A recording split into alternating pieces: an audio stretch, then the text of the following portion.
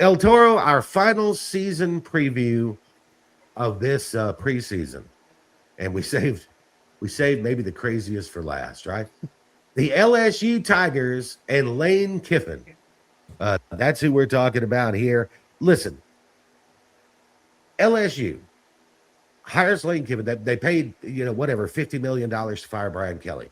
They're paying Lane Kiffin $13 million this year, so make it $63 million. And they're spending $40 million or so on the roster. So now you're at a roughly $100 million that you've spent on this football season. El Toro, I know Lane keeps going, well, it's year one, and sometimes it takes time to do. No, you spent $100 million. They want to win right now. Yes, definitely, Jay. And I'm telling you right now, Jay, they are in position to do so. I mean, I think they have one of the best tight ends in college football. The guy is 6'7". He is a mismatch across the field. I mean, from linebackers. I mean, this guy is going to be utilized to the max. Then you go over on the defensive side. What they was able to do in the transfer portal is unbelievable, man. They got a Benningfield, I think, from Boise State. This guy is a very high Q guy. I mean, he was all conference. This guy, and then they got them guys at corner. I mean, they got size. They got linebackers. Man, this can be a really, really scary team, Jay. I'm going to say something that I think a lot of LSU fans are going to get pissed off about, and I don't care. It doesn't bother me. But Whit Weeks, the linebacker, I think is a good player. I think he's just a good player.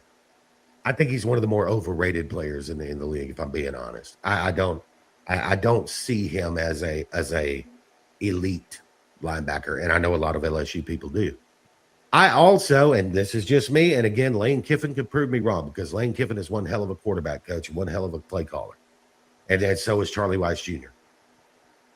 I don't see Sam Levitt as an elite quarterback. I see Sam Levitt as a good quarterback. I did when he was at Arizona State, when they went to the playoffs 2 years ago. Cam Scadaboo was running that. And Sam Levitt was fine. Last year, I know he had injuries and stuff, but he's never put up elite performances. And I think with Lane Kiffin there, everybody just assumes that we're going to get elite Sam Levitt. I don't know that that's there. Does you think he has to be great? I'm sorry, do you think he has to be great? Great. I think he has to be for them to make the playoffs, right? And win a game or two in the playoffs, right? Which I think is what LSU people are kind of wanting to happen. I think I don't know if he has to be great, but he has to be very good. Because we saw this last year. Austin Simmons at Ole Miss last year was the projected starter, had won the job in fall camp. Austin Simmons had played the year before and looked good. And he didn't look bad at the start of last year. But then when Trinidad comes in, it goes to another level.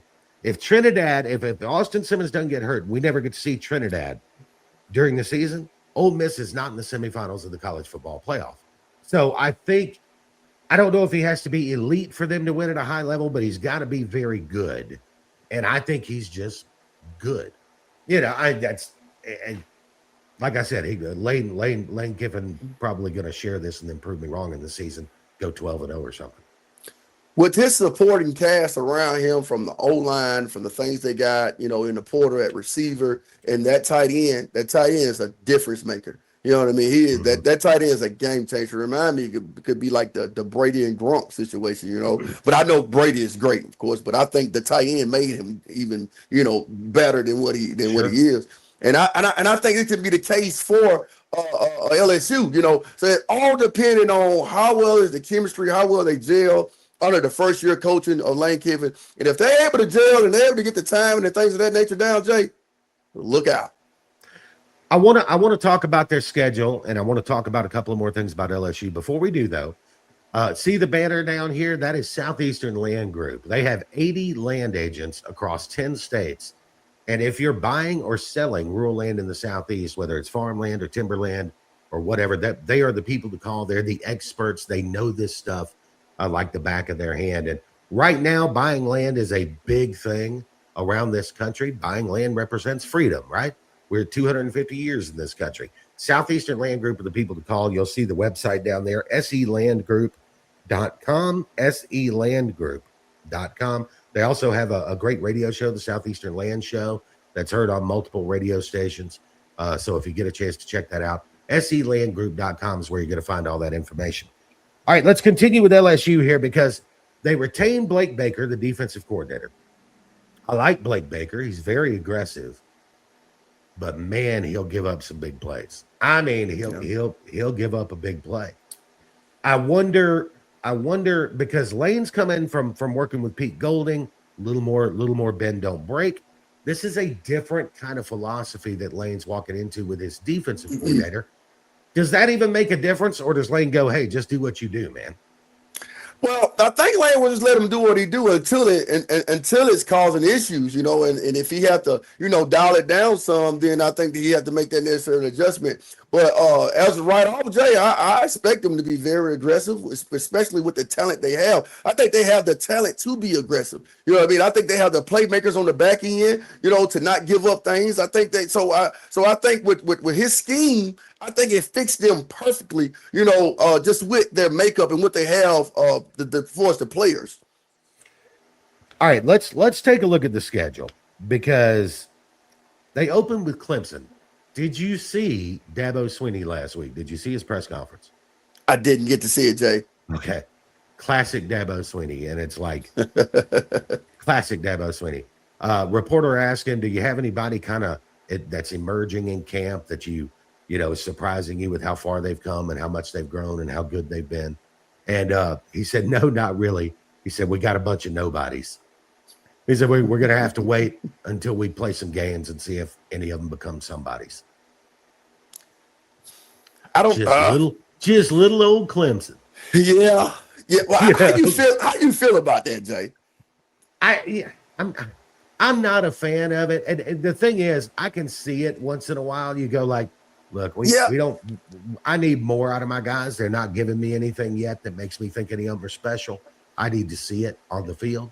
I do get that, but he does this every year. Yeah, he did it when he was winning national championships, right? I mean, he did it with the whole Roy bus thing. They had the first bus and then they had the rest of y'all. I was on the rest of y'all, but yeah, he did that then. So I don't know. To me, it gets a little old, but he's going to Baton Rouge in game one. And we'll see what happens there. They get a Louisiana Tech game 2. Did they go to Oxford to Ole Miss? Now, if LSU is going to be the kind of elite championship competing team that people are talking about, I think they got to win in Oxford, man. Oh, without a question. Without a question, Jay. They have to win that game. I mean, if they don't, man, you're gonna get some side eyes, Jay, for sure. Yeah, and then they come back home and face Texas A&M. That game's in Baton Rouge. That's not an easy one, Jay. That's a very good team, man. Yeah, man. That's a very good team to have to play right after you play Ole Miss. Turn around after that, and they get McNeese State. They get Kentucky, but they got to go to Lexington for that. They get Mississippi State in Baton Rouge. They get Auburn in Auburn. Watch out for that game. Absolutely. It's right before the bye week. They will have played 1, 2, 3, 4, 5, 6, 7, 8. That will be their 8th game in a row without a break. Hey, let me ask you this, Jay. If they lose that Ole Miss game, what do you see their season? 8-4. Yeah, I'm with you. Yeah. I'm kind of leaning that way anyway. I think that Auburn game you got to watch out for. They get Alabama and Baton Rouge. Lane Kiffin wants to win that game because that guy has been angling for the Alabama job for 3 years, but he was never going to get it. Probably feels a little disrespected. That comes after a bye week in Baton Rouge with Alabama. They get Texas, but they get them in Baton Rouge. So at least they have home field going. They get Tennessee in Knoxville, and they finish on the road at Fayetteville with Arkansas. So LSU, to me, it's like, show me what happens in week 3. If you go to Oxford and get a win, then I think you're fighting for the playoffs. If you go to Oxford and lose, I think you're probably 8-4, and people are talking about wait till next year. Right. I agree 100%. And look, I love asking this question, man. You riding or fading the Tigers? I'll tell you right now, I'm leaning more 8-4 than I am 10-2, so I'm fading the Tigers. With the home games, Jay, Lane Kiffin, I'm riding with the Tigers, Jay.